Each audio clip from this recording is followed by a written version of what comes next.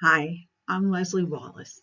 For years, I've worked in credit and collections, and I've talked to people who felt overwhelmed, embarrassed, angry, scared, and sometimes completely stuck.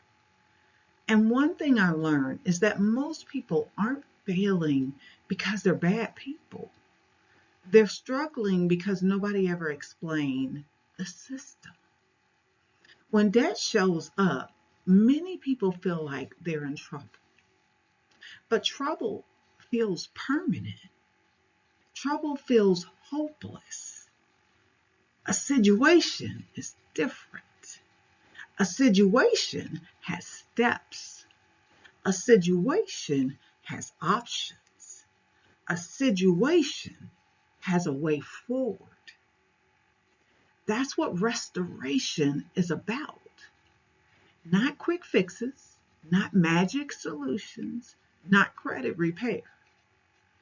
It's about understanding the machine, learning your rights, taking inventory, and rebuilding with strategy instead of fear.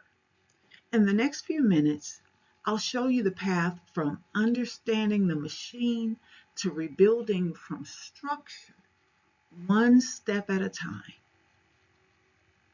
Be restored.